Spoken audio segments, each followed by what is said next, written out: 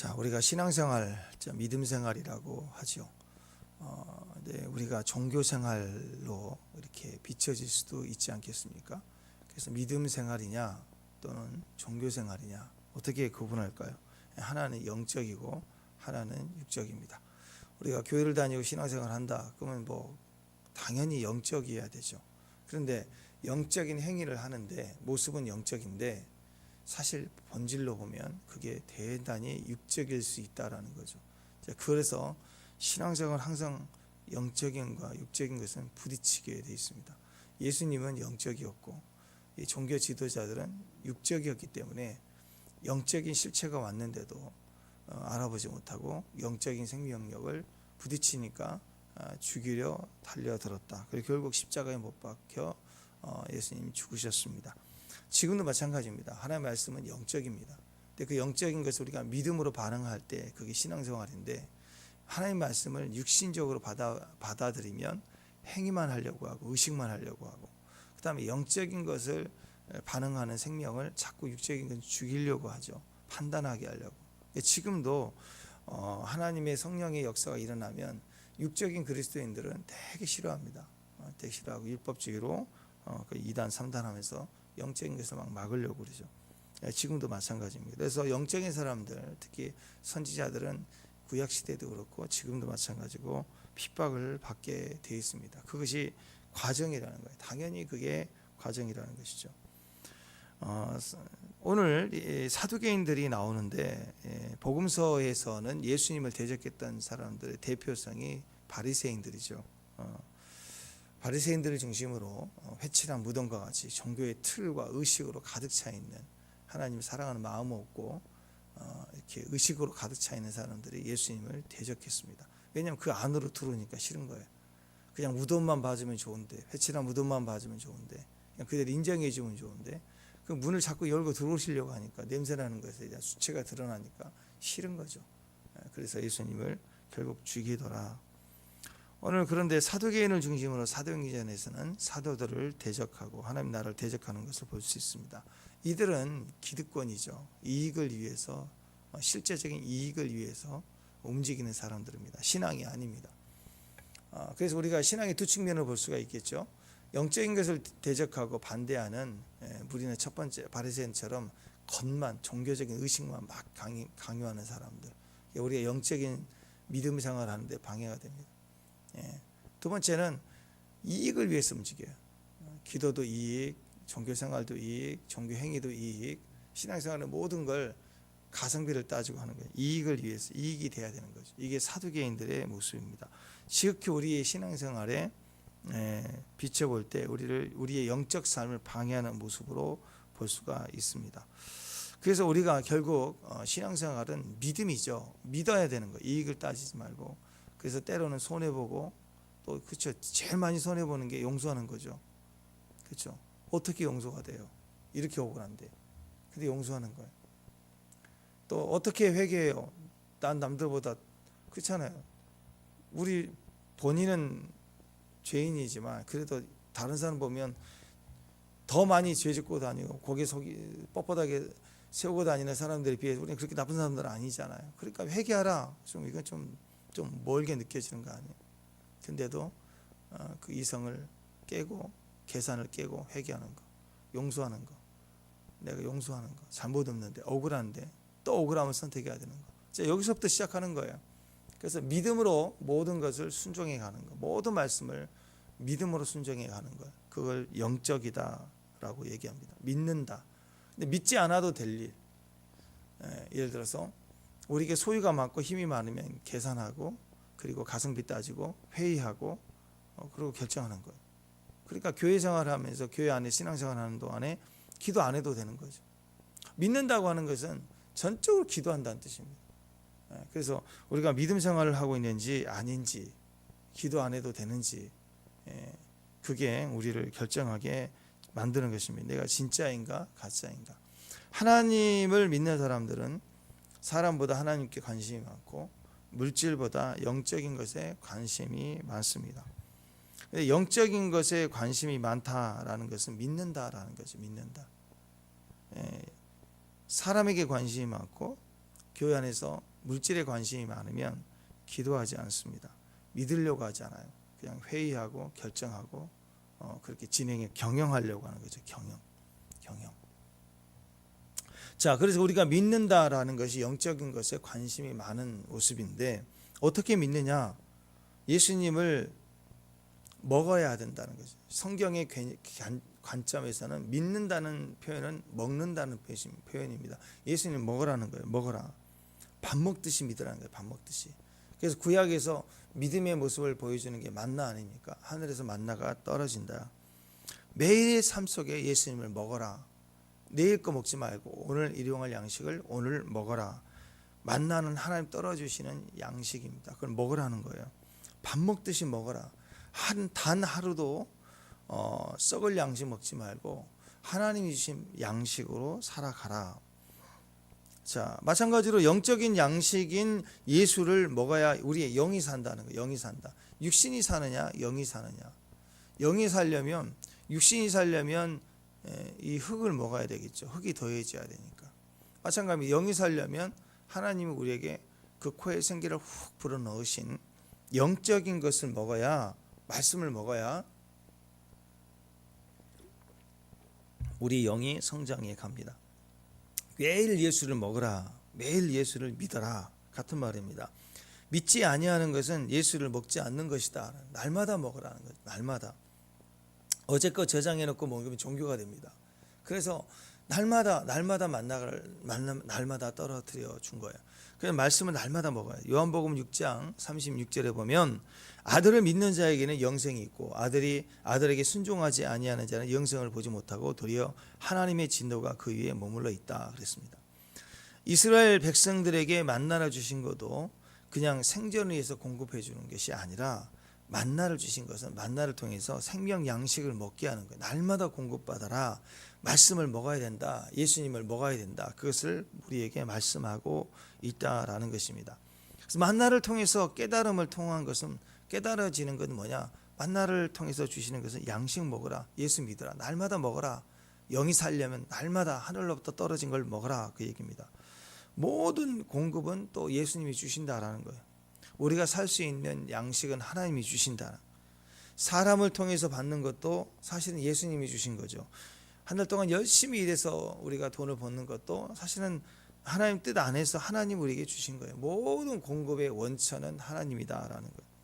세상에 대해서 그러니까 욕심 부리지 말고 쌓아두려고 하지 말고 단 하루라도 쌓아두지 말고 날마다 하나님을 의지하고 먹어라. 썩는다. 쌓아둔 건 다 썩는다. 이 땅에 무엇이든지 쌓아둔 건 썩어요. 쌓아두지 마세요. 흘려보내요. 일용할 양식을 구하라. 생명의 양식을 구하라. 예수님을 먹어라. 믿어라. 그래야 산다. 그렇죠. 만나는 하나님이 우리를 공급해 주신다는 뜻입니다. 공급자예요. 날마다 먹어라. 내가 공급해 주겠다. 그래서 만나를 통해서 우리가 하나님으로 믿는 예수를 믿고 산다는 것은 결국 우리의 삶 자체도 공급받는 삶이 되는 거죠. 노력해서 계획해서 열심히 내서 사는 게 아니고 절대적으로 하나님을 의지할 때 하나님 먹여 살리시고 입히시고 또 우리에게 담대함도 주시고 우리보다 더 크신 분이시다라는 거예요. 평생 우리가 밥 먹고 살 때 여러분 이 땅에 반복적인 일을 하라고 하면 식상하죠. 애들 게임 되게 좋아해도요. 게임도 같은 게임 계속 평생 이것만 하라고 하면 질려버립니다. 이 땅에 반복하면 다 지치게 있어요. 질려요. 책도 아무리 좋은 책도 계속 홍길동전 지금 계속 보면 매일 읽으라고 그러세요. 홍길동전. 그 누가 봐요 그거. 근데 신기하죠. 우리가 육신의 밥은요 평생 먹어도 그거 막 식상해 하잖아. 지루하고 막 반복해서 밥 먹는다고 막 화내는 사람 없어요. 평생 밥을 먹어도 막 지루하다고 반찬 투정한다고 그러지만 사실은 배고파 보세요. 밥 먹는 것만큼 인생에 반복해도 사람들은 지루해하지 않아요. 참 마찬가지예요. 밥 먹듯이 말씀은 똑같은 책인데 또 읽어도 말씀은 우리에게 전혀 지루하지 않아요. 그게 생명의 양식이기 때문에. 그래서 여러분 밥 먹듯이 하라. 예수 믿는다는 뜻입니다. 날마다 주님을 의지하고 주님을 바라봐야 돼요. 오늘 13절 14절 한번 보십시다. 13절 14절 읽습니다. 시작.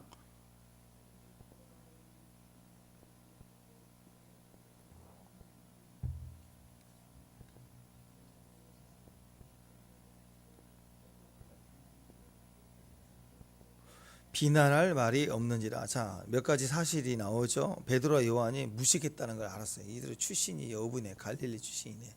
알았어요. 두 번째, 너무도 담대하게 말을 해요. 근데 야, 이게 이렇게 담대하게 말, 이렇게 무식한데 엄청나게 담대하게 얘기를 하는 거예요.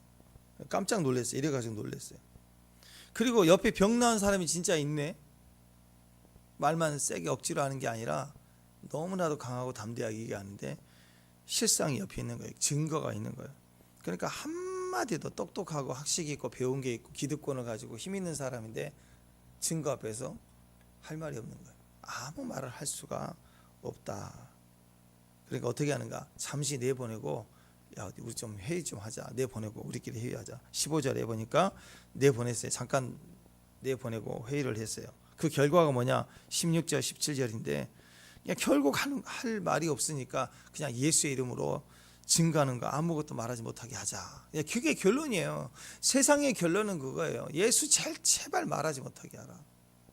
예수님 전하지 못하게 하라. 그게 싫은 거예요. 예수란 이름이 진짜 싫은 거예요. 여러분 이제 무기를 하나 얻은 거예요. 그 어떤 세상의 권력과 힘을 가진 사람들 앞에서도 우리가 이길 수 있는 방법은 예수만 말하면 돼요. 문화적인 종교생활 뭐 이렇게 좀 지혜롭게 하는 거 다 쓸데없어요. 내 경험, 간증 조금씩 다 도움이 될 수 있겠지만 진짜는 죽어도 예수, 살아도 예수, 매일 예수를 붙들고 사는 게 우리가 천국 가는 길이고, 그리고 세상이 대적 마귀가 깨지고 머리가 박살나는 이름이 예수의 이름이에요. 예수만을 전하지 말라는 게 예수만.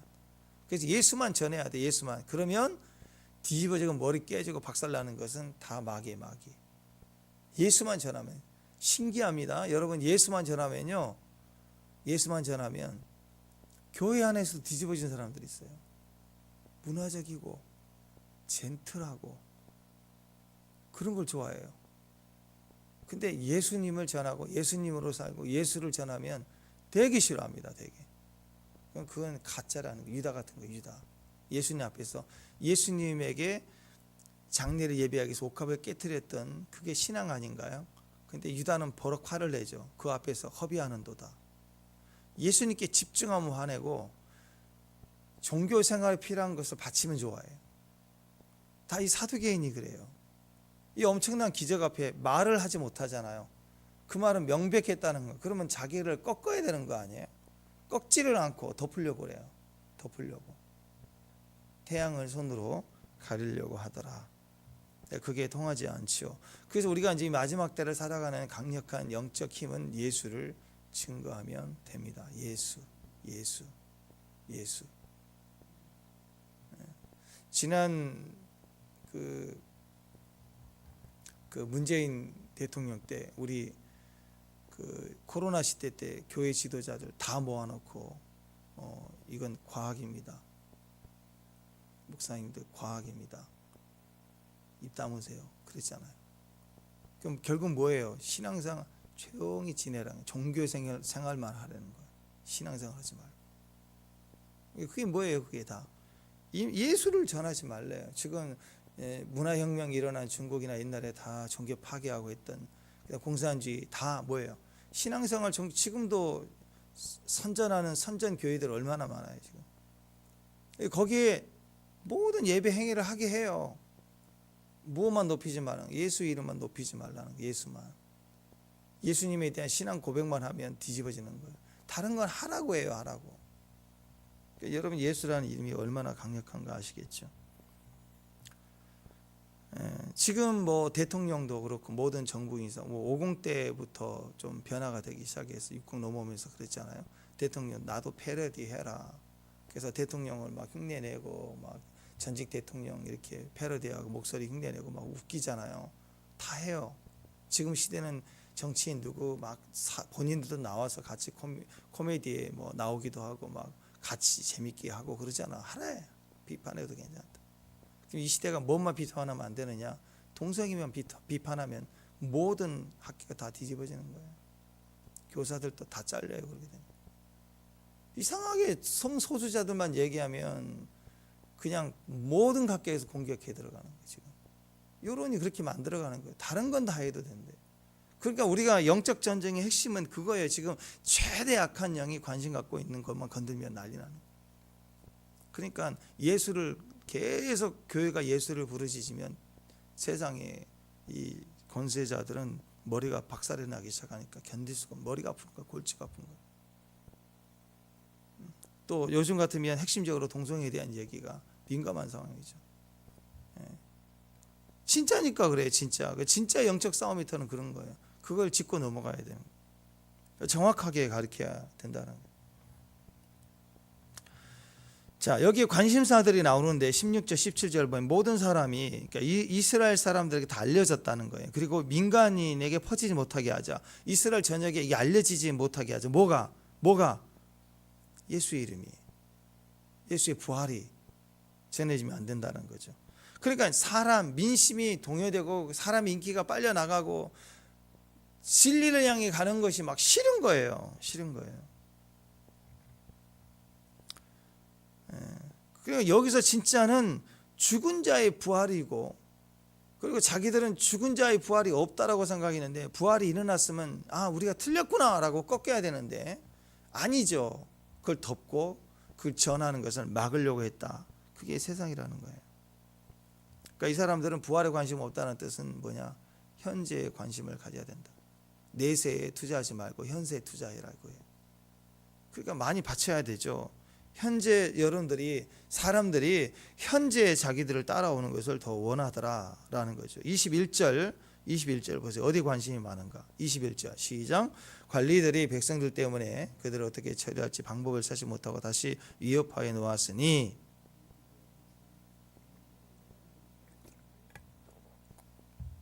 하나님께 영광 돌리니까 미치는 거예요. 하나님께 영광 돌리니까 미치는 거죠. 민심은 자기들의 기득권을 이렇게 지켜주고 그 기득권을 빼지 않아야 되는데 사람들의 관심이 많아지니까 힘든 거예요. 여론을 조작하려고 하는데 안 되는 거예요. 이게 가짜 모습이에요. 그러니까 교회가 어려운 시간을 지나갈 때 예배를 더 드리려고 해야 되는데 교회의 이미지가 세상에 안 좋게 되는 게 두려운 사람들이에요. 교회가 세상에 어떤 이미지를 하는 거, 그게 뭐가 중요해요? 교회는 교회당 와야 되는데, 근데 교회 이미지가 요즘 나빠진대.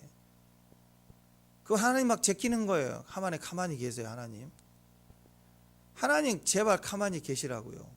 우리 이미지 나빠지니까. 뭐 이런 거예요. 조용히 하래. 기도하지 마. 로마 시대에도 그랬고 카타콤에서도 그렇고 어려운 핍박 속에서도 그렇고, 교회는 가정에서도 말할 수는, 소리를 못 내면 입을 다물고 신음하면서 지켜냈거든요. 신앙을. 기도하지 말래. 모이지 말래. 그 배우가 뭐예요? 그게 가만히 이미지 나빠진다는 거예요. 이미지. 교회가 이미지 때문에 막 난리 나는 거예요. 이게 다 가짜들입니다. 마귀 역사는 항상 여론 편이고 세상 편이고 이미지 편입니다. 그러니까 부활도 기적도 관심이 없어요. 사랑도 관심 없어요. 교회 현재 지금 이 시대에 가장 인기 있는 사역이 이렇게 구제 사역으로 지금 가고 있거든요. 왜? 인기가 많거든요. 그거 하면 교회 이미지가 좋거든요. 어려운 사람들 도우니까. 이게 캐톨릭이 지금 그거잖아요. 봉사하는 거 되게 많이 하고 이미지 좋잖아요. 민심, 세상 관심사, 거기에 관심을 가지려고 하는 거 아니 절대 아니에요. 이미지로 가면 절대 안 됩니다. 좋은 크리스찬의 모습으로 가면 안 돼요. 하나님의 믿음이 우리 안에 있는 믿음의 종들 되시길 바랍니다. 일제 강점기 시대에 있어도 친일파가 있었죠. 친일파 한번 생각해 보자고. 친일파들이 일사후적이 대표성을 가지고 볼 때 그들이 정말 일본을 좋아했을까요? 마데인 재패니스 해가지고 막 일본, 우리 옛날에 일본 제품 좋고, 우리 어렸을 때 카메라, 지금도 일본 카메라 렌즈 다 좋죠. 독일보다 일본이 더 선호하고 인기입니다. 일본 제품 좋아요. 차도 그렇고 불매운도 할 때 좀 잠깐 했지만 또 엄청 팔리잖아요. 지금 또 일본 좋아요. 근데 일본 제품이 좋은 거예요? 일본이 좋은 거예요? 사실은 일사후적도 그렇고 일본이 정말 좋아서 조국을 배신한 게 아니에요. 왜 좋지도 않는데 그렇게 진짜 진짜 뭐 뼛속까지 나는 일본이요, 그런 거 아니에요. 근데 왜 자기 핏줄인 조선을 배신하고 일본을 선택했을까? 왜? 기득권 때문에, 이익 때문에요. 그냥 친일파들은요, 일본이 좋아서가 아니라 조국을 배신하기까지 일본을 선택하는 것은 일본이 좋아서가 아니라 일본에 대한 자기 이익의 보장이 있으니까, 이익 때문에 선택한 거예요. 그러니까 이들은 또 조선이 또 이익이 있다 그러면 언제든지 바뀔 수 있는 사람들이에요. 그렇지 않겠어요? 그럼 일본 입장에서도 보세요. 일본 입장에서도 갑자기 자기 편 들어주고 친일파가 생기면 일본이, 야 진짜 우리가 남이가 친구다, 겉은 그렇게 하지만 일을 도모할 때마다 그러지, 진짜 일본도 이런 친일파들을 좋아할까요? 저거 가짜들이네, 저거 이용해 먹고 적당히 죽여야 되겠네, 그런 거예요. 그러니까 이 배신이라고 하는 건, 자기 이익을 따지는 사람들은 결과적으로 배신하고 배신당하고 써먹고 배신당하고 결국 거기서 돌고 도는 사람들이 다. 한번 배신한 사람들은 반드시 또 배신합니다. 왜 그럴까요? 왜 그럴까요? 이익 때문에 그래요. 이익 때문에. 이익 때문에 왔기 때문에, 이익 때문에 가는 거예요. 이익만 있으면 빠지는 거예요. 그래서 한번 배신한 사람은 절대로 배신한다고 다시 받지 말라, 그 얘기가 그 얘기입니다. 지혜로운 사람들은, 배신한 사람들은 절대 안 써요. 중요한 일을 맡길 때 절대 안 써요. 이 회사의 비밀을 가지고 다른 회사로 가면 그거 일시적으로 받고 이익 주고 적당한 선에 있어 있지, 자기 임원으로 끌어들이지 않아요. 또 그걸 알고 거기까지만 얻으려고 하는 사람도 있고, 그래서 대기업 기밀 뺏어가는 사람들 다 그런 사람들 아니에요. 그러니까 이 사람을 다시 받아줘야 되느냐 말아야 되느냐, 이건 사랑의 문제가 아니에요. 사랑의 문제로 막, 왜 사랑이 없어, 왜 안 받아줘, 형제인데 우리가 남이가 이렇게 헌신했는데 자기는 이 비밀을 빼놓기까지 얼마나 거기서 대가를 집어서 사는, 우리가 다 받아줘야 된다, 그런 기업이 어디가 있어요. 그럼 바보, 이용해 먹는 건데. 사랑의 문제가 아니에요. 교회든 어디든 여러분이 기업을 경영하는 사람이라면 배신한 사람 다시 받아주는 거, 그거 사랑의 문제가 절대 아닙니다. 그래도 나는 그렇지 않은데 용서해주고, 용서해줘야죠. 용서해주는 거예요. 그거하고 다시 불러들여서 그 중요한 직책을 또 맡게 하고, 그거하고는 별개 문제예요, 여러분. 이것은 사랑의 문제가 아니고 영적인 문제예요. 공과사가 분명해야 되는 일입니다. 배신한 사람들은 항상 자기 이익 때문에 움직여요. 언제든지 또 이익이 저기 하면 또 치고 나갑니다. 반드시 그래요. 이익 때문에. 사두개인이 지금 그런 존재예요. 사두개인. 사두개인이 로마를 사랑했고 로마 편에 선 사람들이 아닙니다. 로마 편에 둔 것처럼 보이는 그 모든 것들은 자기 이익이 거기에 더 있기 때문에 그런 거예요. 똑같아. 지금도 우리도 마찬가지입니다. 지금도 우리도 하나님 저버리고 자기 이익을 찾는 사람들은 당장 이익을 남기고 성공할 것처럼 보이지만 결국은 버림을 당하게 되어 있습니다. 사무엘상 15장 23절에 보면, 이는 거역하는 것은 점치는 죄와 같고 완고한 것은 사신 우상에게 절하는 죄와 같다. 그러니까 이미지 때문에 그럴 것 같은 이익이 보이니까 뛰는 거잖아요. 왕이, 사무엘 선지자가 사울 왕에게 얘기하는 거예요. 왕이 여호와의 말씀을 버렸으므로 여호와께서도 왕을 버려 왕이 되지 못하게 하셨나이다. 그냥 똑같은 거예요.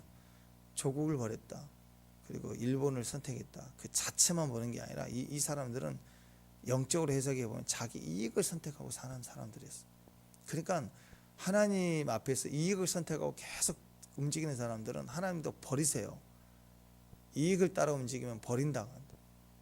사울 왕이 다윗을 죽이려고 했던 것은 하나님 내게 기름 부어주신 이 나라의 정통성을 지키기 위해서 다윗에 의해서 싸운 게 아니죠. 자기 이익 지키려고 난리를 피우는 거예요. 난리를, 자기 이익을.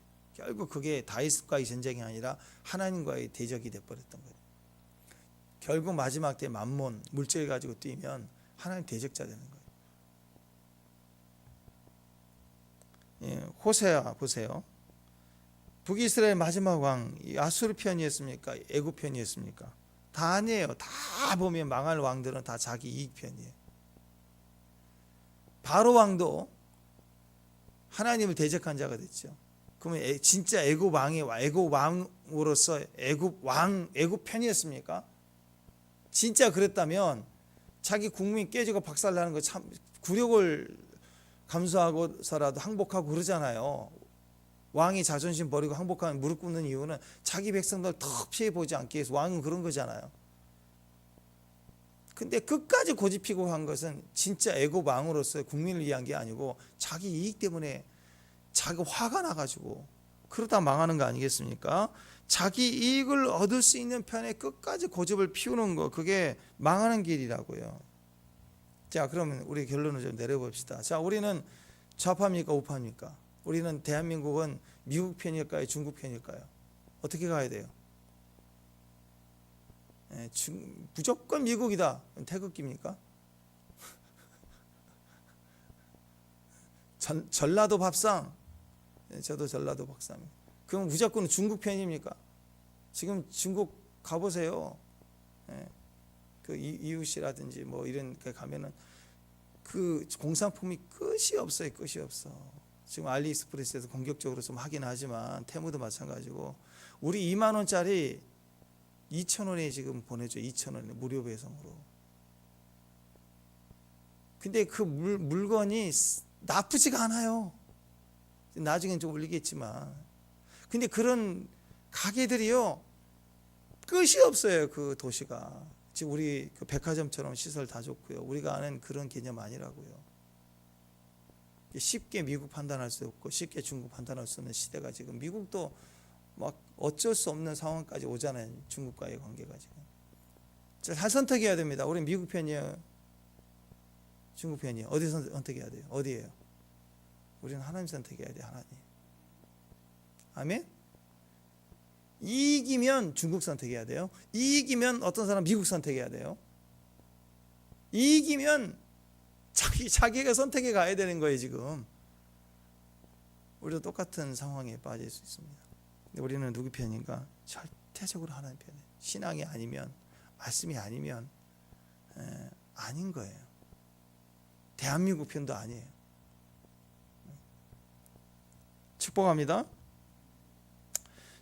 자꾸 사람에게 관심 갖고, 세상에게 관심 받고, 여론에게 관심 갖고, 여론에 따라 이랬다가 저랬다가, 그것은 하나님을 대적하는 자가 되고 망하는 거예요. 그 핵심이 어디 있을까? 이익의 핵심은 물질이거든요. 물질. 그 0이냐 6이냐에 결국 0이냐 6이냐, 하나님이냐 너냐, 너 자신의 이익이냐, 그의 나라와 의냐, 너의 나라와 너의 의냐, 여기냐 6이냐, 그거죠. 그러니까 우리 몸으로 따진다면 우리 영혼을 가진 육신이냐, 너라는 존재는 영을 가진 육신이냐, 아니면 육신을 입고 사는 영이냐, 똑같은 존재이지만 달라요. 주권이 어디가 있느냐, 영적 주권이냐, 육신의 주권을 사느냐. 물질을 좋아하는 것, 영적인 데 관심이 없어집니다. 이상하죠. 물질을 가까이 하고 물질이 손에 쥐어질수록 이상하게 하나님으로부터 멀어집니다. 임재가 약해지고 기도가 사라져요. 여러분 자꾸 소유가 많아지잖아요. 재산이 많아지잖아요. 은행에 잔고가 많아지잖아요. 한 2천만 원 정도 항상 쓸 수 있는 여유가 생기잖아요. 이상하게 기도가 없어지고 결정이 많아져요. 기도가 사라져요. 기도가. 왜 사람들은 자꾸 물질을 추구하게 되는가? 영적인 관심이 사라졌기 때문에 물질을 추구해요. 물질은요 그냥 와야 돼요. 들어오고 쓰임받고 나가는 거고, 그냥 통로예요. 통로. 근데 관심이 거기에 쓸려 호기심이 생겨요. 관심이 점점 끌려가는 거예요. 인력이 나를 끌고 간다. 내가 영적인 데 관심이 사라졌기 때문에. 왜 물질을 따라가지 말라고 계속 말하는가? 영적 감각이 이상하게 죽어가요. 소유가 많을수록 빨리 써버려야 돼요. 그래서 그것을 꺾는 힘이 11조예요. 11조를 많이 하신 분들의 간증을 들어보면 100%예요. 우리도 그런 자리에 가면 그러지 모르겠지만, 이게 100만 원에서 10만 원, 1000만 원에서 100만 원, 이게요 1억에서 1000만 원씩 올라가면 힘들대로 11조 하기. 생각 같아서는 더 많이 벌었으니까 11조 쉬울 것 같잖아요. 10억 버는데 1억 딱 하기가 엄청 어렵대요. 엄청. 근데 그걸 꺾어야 돼. 꺾어야 물질의 마음에서 내가 구별이 딱 돼. 마음이 잘려나가는 거예요. 근데 그게 안 잘리고 타협해요. 1억 10억씩 버니까 1억 해야 되는데 한 5천만 원 하고 살짝 다른 걸 돌리고 이렇게 한번 타협하기 시작하면 마음이 거기서 끊어지지 않아요. 감각이 세상으로 묶여버리는 거예요. 그래서 망한다는 거죠. 자, 보십시다. 고린도전서 15장이 부활장이라고 얘기하잖아요. 부활에 대해서 계속 얘기하고 있잖아요. 부활신앙이 왜 중요한지. 고린도전서 15장에 보면은, 자, 15장 32절 한 절 제가 말씀드릴게요. 내가 사람의 방법으로 에베소의 맹수와 더불어 싸웠다면 내게 무슨 유익이 있으리요? 죽은 자가 다시 살아나지 못한다면 내일 죽을 터이니 먹고 마시자 하리라. 부활이 없다라고 하면 하나님 나라가 없는 거잖아요. 그러면 이 생애에서 최고로 잘 살고 멋지게 재밌게 사는 게 목적이겠죠. 그러면 평생 신앙생활하는 거 헛것이잖아요. 부활이 없는데 이 생에만 있다면. 그러면 뭐하러 이렇게 착하게 살아요? 뭘 절제하고 금식하고 살아요? 그냥 먹고 마시고 향락하고 타락하고 막 사는 거예요. 하고 싶은 거 다 하고. 부활이 없다고 하는 사람들의 태도예요. 자꾸 사람들이 향락에 빠지고 쾌락에 빠지고 먹고 마시는데 자꾸 가자. 왜 그럴까? 뿌리가 신앙이 아니어서 그래요. 예수가 없어서 그래요. 예수님이 내 중심에 없는 거예요. 오직 내 생각, 내 자아, 내 즐거움, 내 기쁨, 자기밖에 몰라요. 예수가 없고 자기밖에 몰라요. 그럼 부활을 안 믿는 거죠. 부활을 믿는 사람들을 생각해야 돼요. 부활을 생각해야 된다고. 주님의 나라의 때에 갈 것. 그래서 그때를 위해서 준비하고 예비하는 거예요. 사두개인들은 부활을 믿지 않기 때문에 인생을 사는 것을 보면 그냥 볼 것도 없어요. 딱 보면 알아요. 기득권 차지하려고 하고 하나님 나라에 가면 하나님 다시 보게 될 텐데 그 개념이 없으니까 현재 내가 손에 쥐고 있는 것만 붙들고 그냥 그러니까 규모를 만들어내야 돼. 당을 짓고 정치하고 거기다 빠져 있는 거예요. 정치하고 당을 짓고 물질 추구하고 결국 망하게 되는 거잖아요. 요즘 사두개인을 요즘식으로 얘기하면 공부 많이 하고 학위를 받은 그 신학자들 같은 그런 사람들입니다. 그러니까 하나님에 대해서는 말이 많아요. 스스로 안다고 하는 사람들입니다. 그런데 실제로 하나님을 몰라요. 신앙이 없어요. 하기만 있는 거고 내세를 생각하지 않아요. 하는 나라가 하나님을 다시 볼 생각을 안 해요. 두려움도 없어요. 성경에 나오는 부활을 믿고 받아야 될 게 이게 복음이죠. 부활 그러면 받아들여야 돼요. 근데 부활을 받아들이지 않고 연구만 해요. 공부만 해요. 부활에 대해서 공부만 해. 그리고 부활은 영적 부활이다. 의미적으로만 부활을 믿고 현재의 삶에 치중해라. 되게 맞는 것 같은데 그게 아니죠. 그러니까 신앙이 부활을 받아들이려고 믿으려고 한 번도 하지 않아요. 예수님에 대해서 말은 많은데 예수님을 믿질 않아요. 무슨 영생이 있어요? 근데 반면에 오늘 사도들을 보십시오. 예수님의 이름으로 말하지 말고 가르치지 말라라고 엄하게 경고하죠. 뭐라고 그래요? 18절, 19절, 20절 보니까 딱 결론이 그거죠. 하나님 앞에서 너희 말을 듣는 것이 하나님 말씀 듣는 것보다 옳은가 판단하라. 무섭지요. 예. 이렇게 도망갔던 제자들이 성령 받고 나서 완전히 달라집니다. 하나님 앞에서 이게 중요합니다. 코람데요. 하나님 앞에서, 임재 앞에서. 죽어서만 하나님 앞에 선 게 아니라 지금도 현세적 그리스도인들은 하나님이 지금 임재해 계시는 이 자리에서 우리는 하나님 앞에 서 있다. 말 한마디, 행동 하나하나가 하나님 앞에서 증언하는 거다. 이게 무서운 거죠. 이게 믿는 신앙의 모습인 거예요.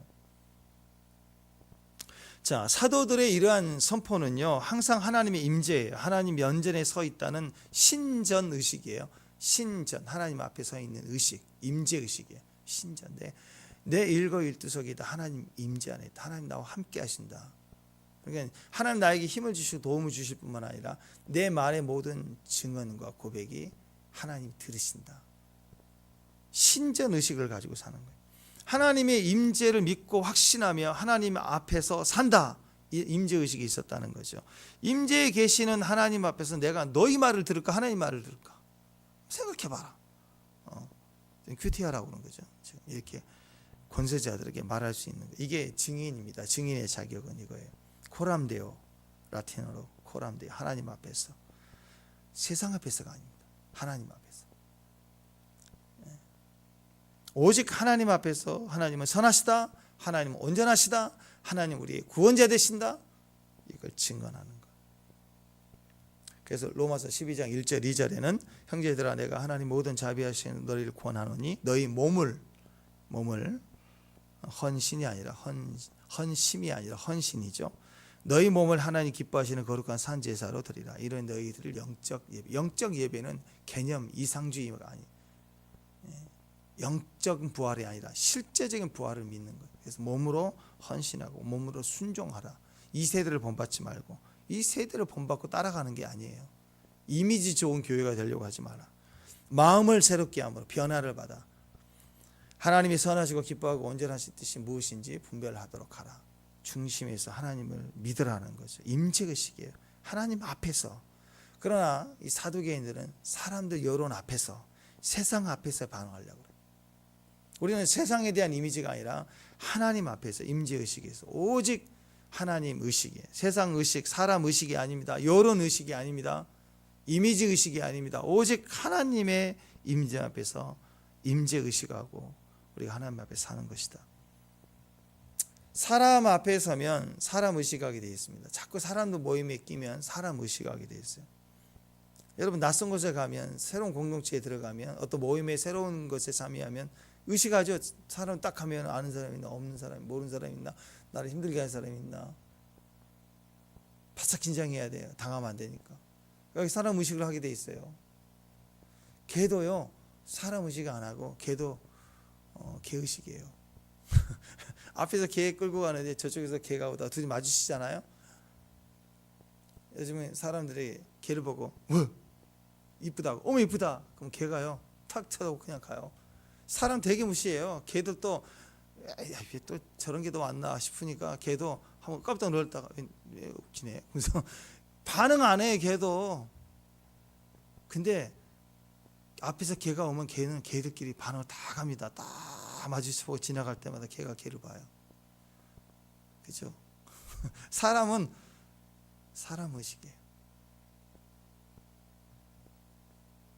근데 진짜는 어떤 상황에서도 개를 의식하지 않고 그냥 개예요. 사람, 그냥 사람이에요. 항상 어떤 장소에 가든 하나님 보이지 않지만 하나님을 의식하고, 하나님 여기서 내가 무슨 말을 하기를 원하시는지, 하나님 어떤 마음이신지 늘 그것을 의식하고 사는 사람이 있어요. 신앙인이에요. 근데 정치인들은 정치 활동할 때, 유세할 때 하나님 의식할까요? 안 하죠. 뭐예요? 사람 의식만 해요. 사람 의식.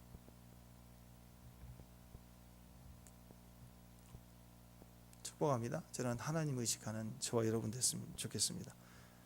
하나님의 대사, 김하중 대사. 정치할 때 간증서 보세요. 대담하고 이렇게 상담하고 할 때도 뒤에서 막 기도하면서 외교 활동할 때도 기도하면서 하잖아요. 두 손 들고 무릎 꿇고. 대사님 어디 있습니까? 기도하고 있고. 정치에서 다니엘처럼 이기고 그 간증들 대단하잖아요. 하나님의 음성을 주시고 막. 하나님을 의식한다는 건 하나님에 대한 감각이 있다는 것입니다. 하나님 감각으로 살아야 돼요. 그게 임재예요. 임재를 느껴야 돼요. 어떤 상황에서도 임재 흐름을 따라가야 돼요. 하나님의 말씀이 옳은가 그른가 이성적 판단으로, 내가 알고 있는 이성적인 기준으로 하나님 말씀이 위배되는가 아닌가를 분별해야 돼요. 또 두 번째, 하나님의 말씀이 아닌 건 죽어도 아닌 거예요. 그래서 걸러내고, 나머지는 내 안에 하나님의 임재가 있는가 없는가를, 내 안에 평강이 있는가 없는가, 하나님의 임재가 내 안에 예배드릴 때, 기도할 때, 찬양할 때 내 안에 임재가 흘러가는, 그 임재가 지금 이렇게 흘러가는가를 보고 따라가는 거예요. 불기둥과 구름기둥이 있는 걸 보고 따라갔던 거죠. 지금 사람들이 뭐라고 하는데 관심을 갖지 마세요. 지금도 이번에 막 문제 터진 것도 그렇고, 지금 어느 시대나 다 마찬가지지만 기독교 하는 이단들이 얘기하고 극단주의 얘기하는 거, 음모론 얘기하는 사람 다 특징이 맨날 하는 소리가, 지금 뭐 한두 번 듣습니까? 그런 얘기가.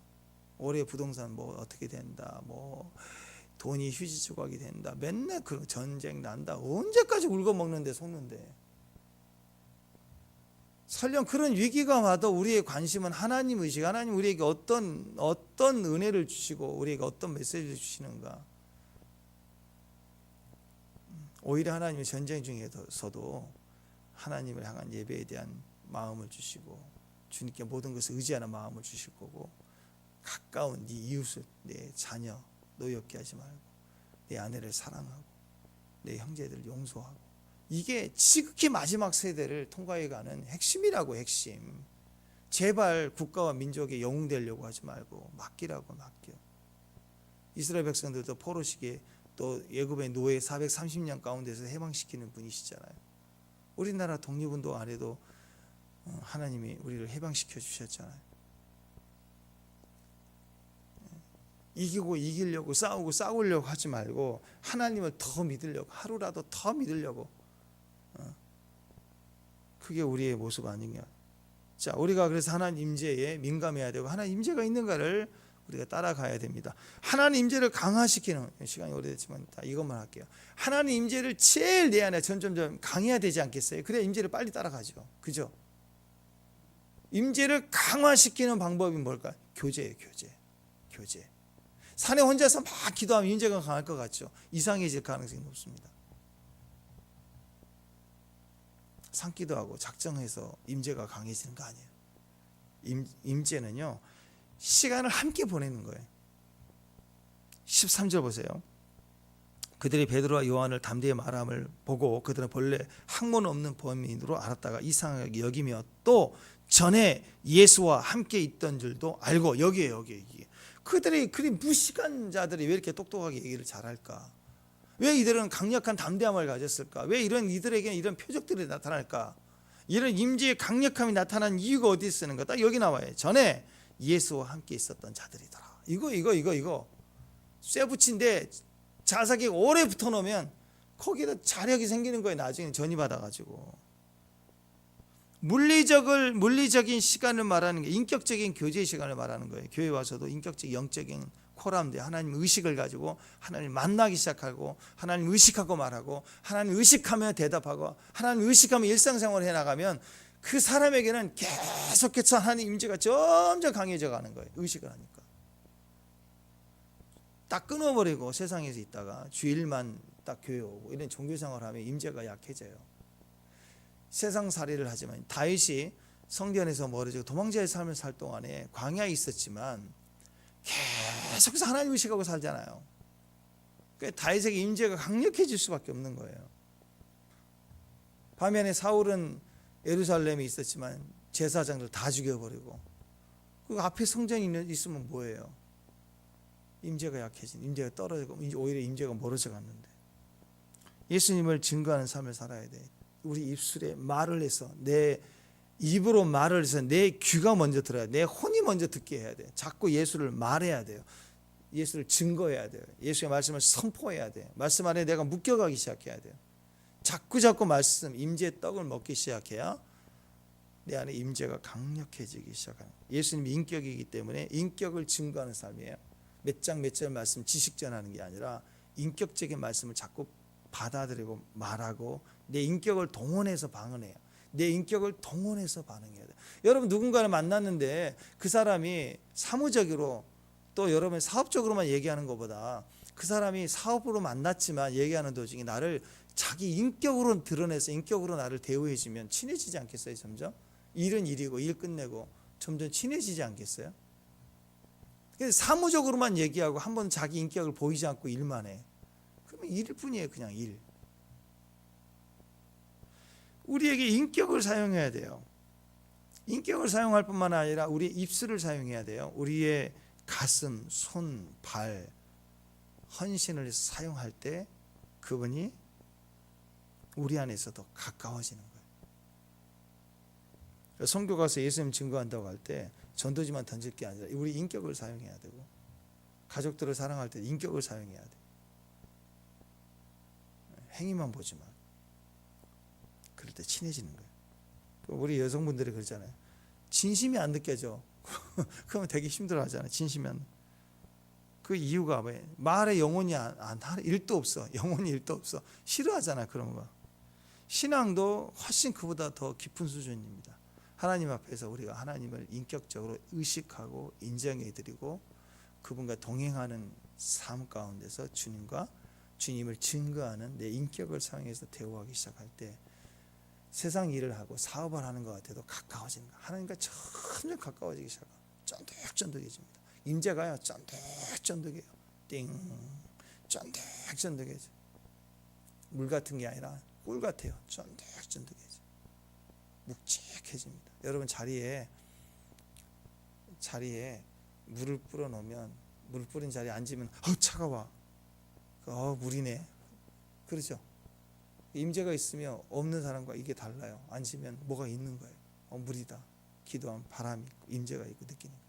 근데 임재가 강한 사람들은요, 거기다 자리에다 물이 아니라 꿀을 발라놓으면 어떻게 돼? 앉으면 찐득 일어나려고 하면 의자가 안 일어나. 찐득찐득해져.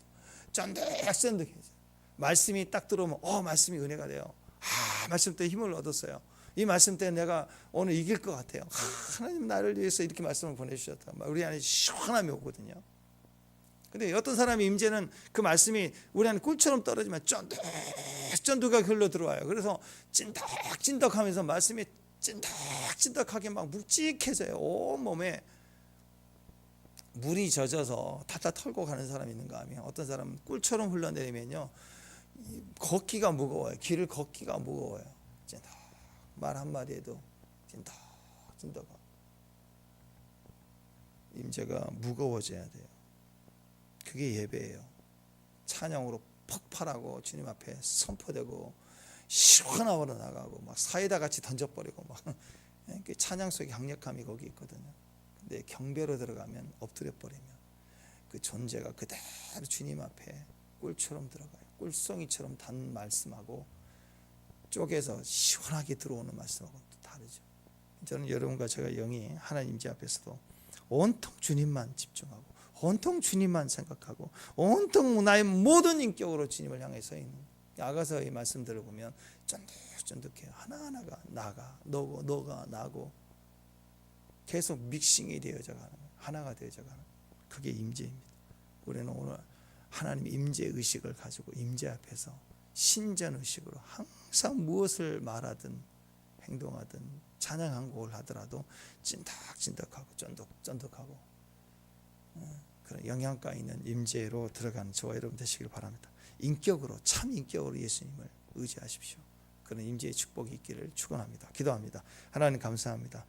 우리가 예수님을 인격으로 만났으니 우리 전 인격을 사용하여 주님을 대접하고 오직 주님과 교제하는 귀한 종들 되게 하옵소서. 예배 자리에 서 있는 예배자로 서게 하옵소서. 예수님 이름으로 기도합니다.